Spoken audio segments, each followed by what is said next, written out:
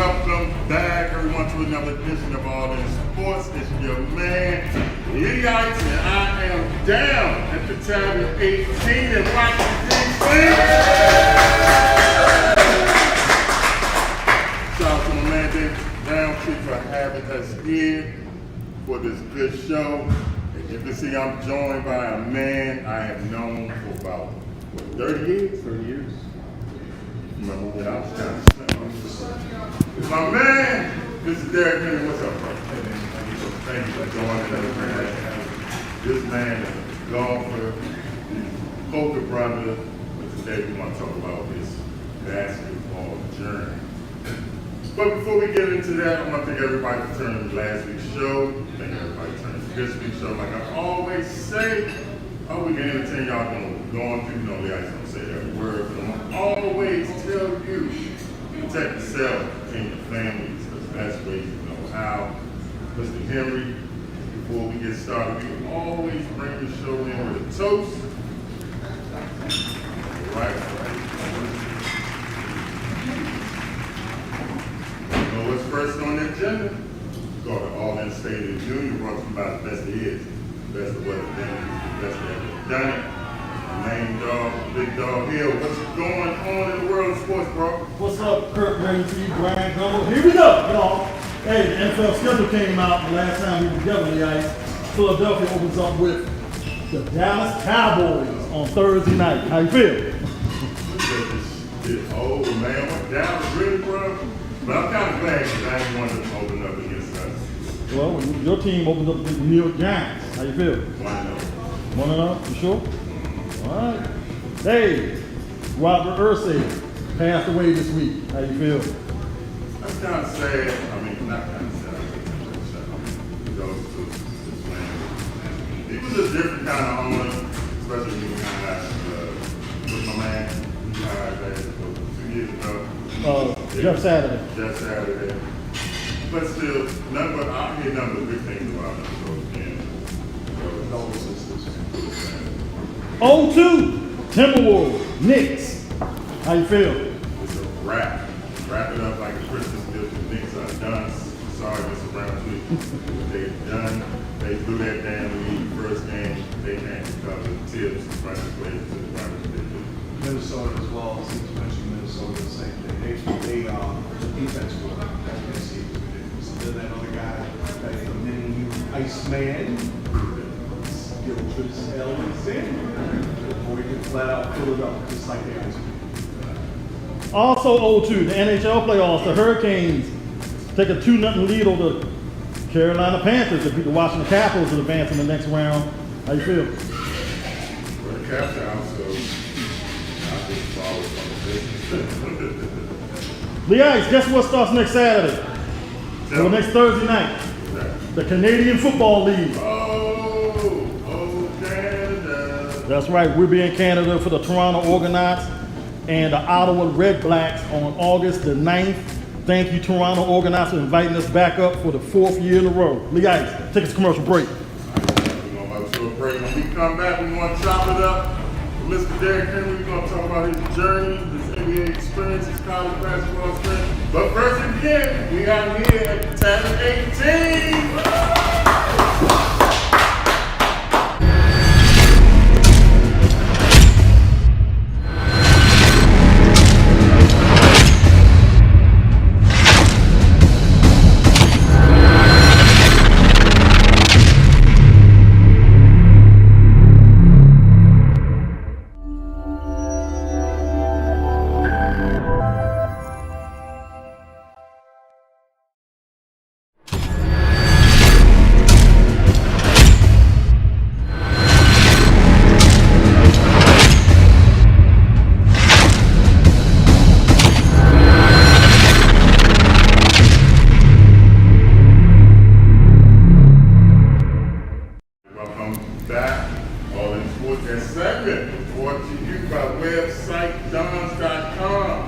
Convert the followers into valuable customers with a max loading page.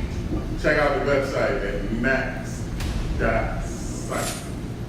All right, Mr. Henry, we're going to get right into it. Like I said, I've known this brother for over 30 years. this man has so much experience in everything. We're gonna talk about his basketball experience. So, hey, tell me, you played what was your high school? I played at New Britain High in Connecticut.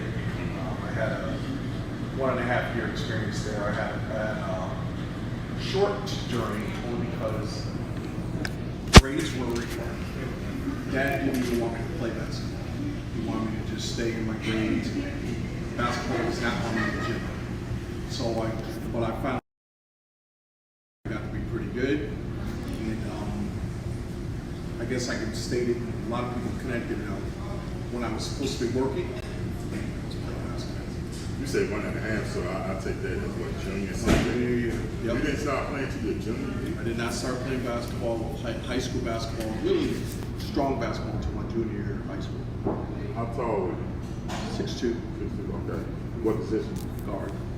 Guard. Okay. Yeah, I had to build to at least put it in the bucket. That was the main thing, of course, when you're coming up, learn how to score. And that's what I did. What's the name of your high school? New Britain High. New Britain.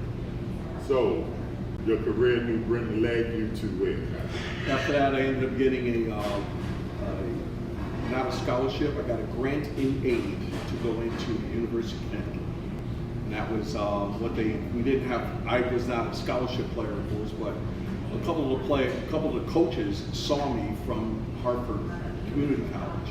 I was not going to community college, so they had grant in aid money that they would get you to go to college at the University of Connecticut because I didn't have the money. But when they granted me in, I got a chance to go try out. And Coach D. Rowe back then saw me play, and he said he knew who I was, but he didn't know that I would be coming here to at least try out for the team. But when I tried out for the team, everything worked out well. So this is your freshman year? That was my sophomore year. Yes. After you came from the community college. When I came from Harvard Community College, left out of there, ended up going to UConn. Once I ended up going to UConn, we played, and our basketball team was actually really good. We ended up having a lot of Connecticut players that came from local, and they could actually play. But at the time when I was in school, they didn't particularly draft and pick up a lot of African American players. A lot of the guys that come from upper echelon areas in Connecticut, but they did not recruit or go after players. So you was in Connecticut. Was there a lot of African American players up there? There were. Hartford, New Haven, Wilbercross, all those schools had a lot of black players that were really good. But they just weren't recruited at the University of Connecticut. But then finally the coach wanted to win, and he saw that the other kids were winning state championships, and they started recruiting they started going after players that could actually help them win in college. So they went all over the city, all over the state, and started bringing in players.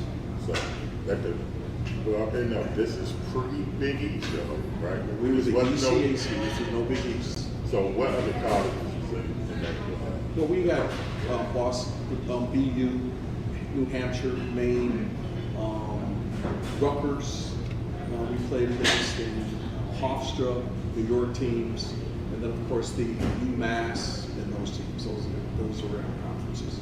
Was UMass, was Doc playing for UMass back then? Well, Doc was before me, Okay. but Doc did play at University of Massachusetts. I had the privilege of seeing him play. When I played a high school American game, I saw my first privilege of seeing him at the Springfield Hall of Fame game.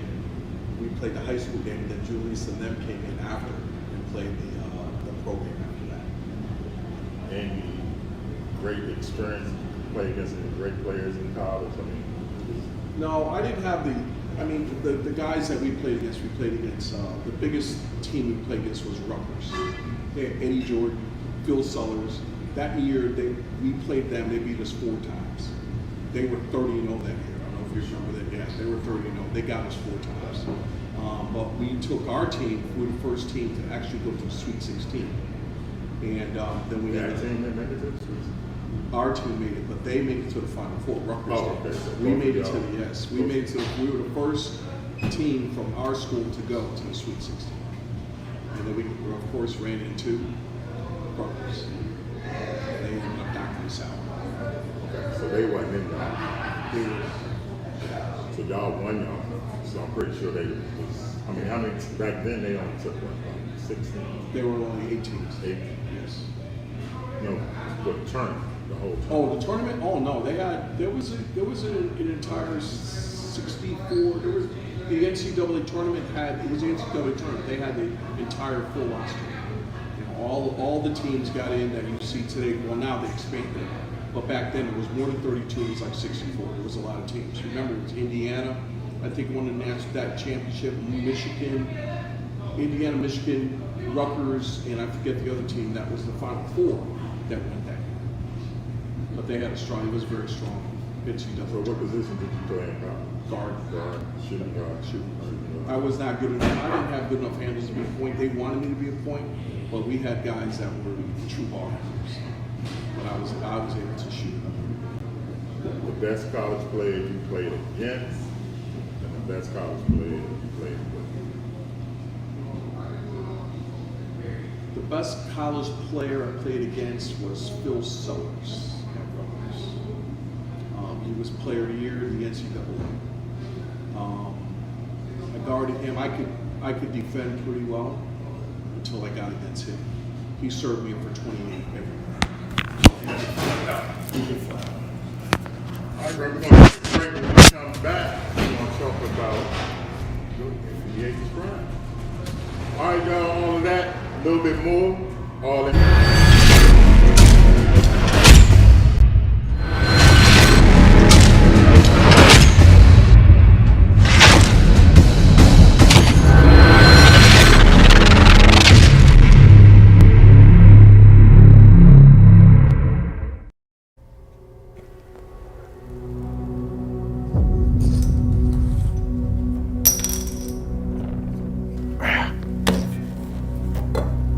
You boys want to call one?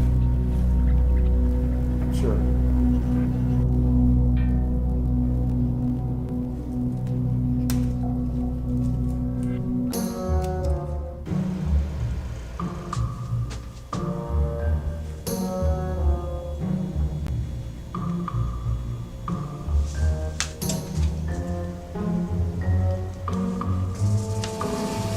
You know she meant the cake, right?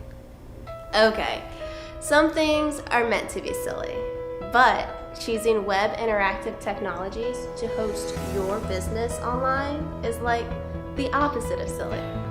They'll work with you and build your custom website. And the search engine optimization?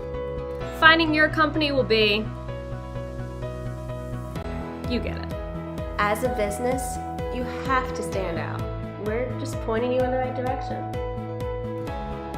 Choose web interactive technologies. Don't be silly.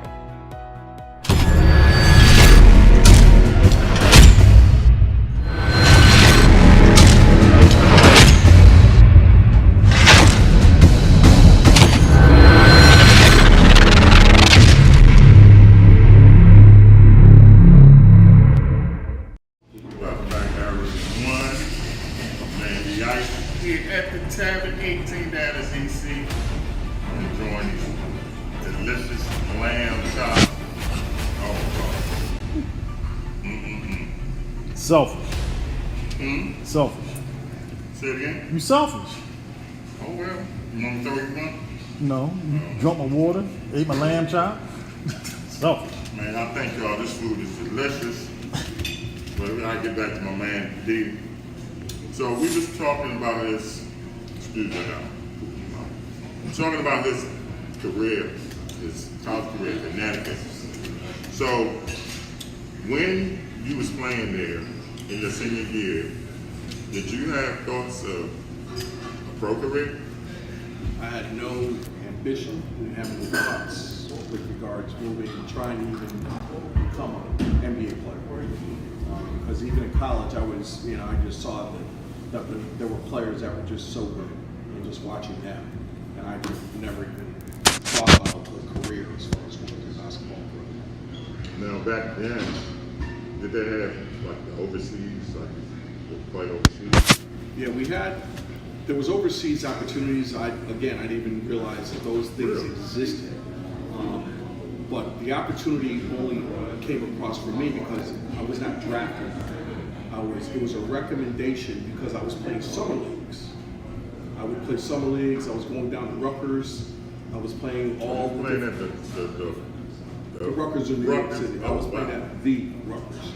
And so when I started to get more experience as far as playing with ball players that were really good, and then I saw some of the players that were even in college, and I saw them playing there, but I could compete, and I saw that I could compete. And then once I had the opportunity to just at least get my skills honed in, I ended up getting an invitation to come to Ohio. And Coach Rogers, they were looking for guards. It was a tryout, yes, it was just a tryout. And so he recommended that I go. I was looking for things to do with my life at the time, wasn't really sure what I was going to do. So I called George Kennedy. George Kennedy was my uncle, and he lived in Canton, Ohio. I told him that I had an invite to come, and he said, "Nephew, come on down here. I can put you up, and I think you have a chance to win." So the coach was Jimmy Rogers. He was the assistant coach for Bill Fitch. So I went on an invite to King. When I got there, I had an opportunity to see all these players that were just phenomenal. Austin Carr was there, Campy Russell was there, Jimmy Jones was there, and I'll get to him for a very short second. Ham Russell, Footsie Walker, Eddie Jordan, Freeman Williams, Armand Gilliam, all these guys were in camp. And I saw those guys and I was like, wow, this was overwhelming borderline. Because then you're thinking, how are you going to get past these guys? But at least it's only a tryout, just to see how well you can compete against the guys. So a short story, the players were there and then they were gone.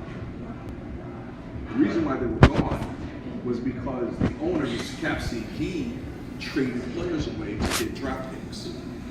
So they had, Dick Snyder was the all-world for the Cavaliers, traded, sent him to Seattle. Armand Gilliam was there, was from Princeton, was a really good player, sent him to Atlanta. Eddie Jordan from Rutgers, and I knew I had a problem with him when he was there, they sent him to New Jersey. Freeman Williams got cut from the team. Now there's only 3 guards in camp, and I happen to be one. So when we finally worked the roster down, Austin Carr got hurt, so by numbers, it gave me opportunity to compete. So when I got a chance to compete, we went to an exhibition game, and I did really well. I played well. We had a couple exhibition games, and one of them, which I always have an opportunity to gloat about this one. The newspaper read with Campy Russell, Jim Jones, Ham, Russell, Lambert. They scored all their points, but Derrick Henry led all scorers with 29 points. 29. I had 20. So that was my claim to fame for playing. And I had good opportunity, but then so I played that game, and then 2 weeks later, they made a trade with Philadelphia 76ers. They traded draft picks, and from Philadelphia came 2 ball players, one being Eddie Jordan, and the other one being Gary Brokoff and Terry Frola. Those are the 2 players that they came in from Philly. So now I'm playing against those guys. Both of those are guards. Guards. One came from Notre Dame, one was the all-time leading scorer for Michigan State. The handwriting was on the wall. They called me in, they said, "Mr. Henry did a great job, great ability, great shape. However, we have ball players that we're going to use your spot."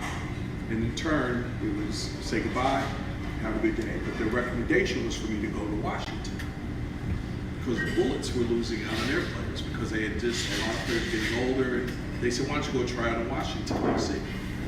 So I ended up leaving Cleveland, came to Washington, tried it with the Bullets, and that was not good. That was not good. That camp Now, was who was really on good. that squad back then? Well, you remember we were Chenier. Bill Chenier and Porter, right? They were the guards, but I didn't have a chance to play against them. There were other players that were Washington, D.C. players that were here. Like, for example, I mentioned to my group earlier, there was a gentleman by the name of David Revis. was here. He was, if anyone in Washington, D.C., and whenever you hear that name, he was the original Shake and Bake. And David was 6'5", he was drafted, I forget what college he came from. And David was absolutely one of the best ball players on the Washington Bullets camp tryout. The coach was Gene Chu, and who ran the camp was Bernie Bickerstaff. When that camp was over, they shook my hands and thank you very much. And even the gentleman by the Shake and Bake, he was released because they had all guards had no cut contracts, so everyone had to get released from there. Wow. But it was And that's how you enjoyable. ended up in D.C. And that's how I ended up in Washington D.C. and then All right, y'all, we're going to take another break. When we come back, we're going to wrap this up with Mr. Henry. He got some more stories to tell. Again, we here at the Tavern 18 in D.C. We'll be right back. Welcome back, everyone. All in sports. Man, we're just chopping it up with Derrick Henry. That last segment is brought to you by Web Interactive Technologies. If you like our website, go check them out and see what they can do for you. All right, Derrick. So we left off, it was in D.C. with the Bullets. Say that didn't go very well. that camp was so good. So, what is the next term? So it was recommended at Potomac High School, and at Bullis High School in Potomac, Maryland, they had a European trial. I was disheartened. My heart was broken. I had tried it with the Cavs, let me go. Tried it with the Bullets, let me go. But they said, go and try out for the European trial.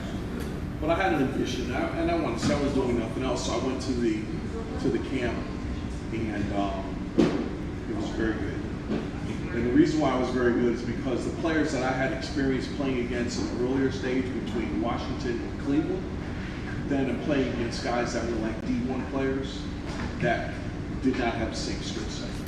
So Playing against them, it was a lot easier to play against those guys. I had pro experience. So experience against the Yes. NBA trials is Yes, Good a job. lot more.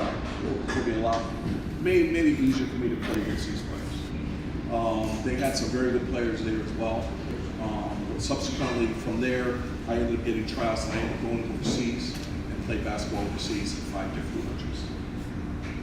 what country? I went to Buenos Aires in Argentina, then I went to Barcelona, Spain, then I went to Mannheim, Germany, and then I played Oberhausen as well in Germany, then I went to then I went to England. I was there for a short time. Then I went to the Philippines, then I retired from playing basketball in Brisbane, Australia.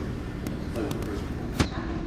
What's the experience for American players when they go play in another country? Good question.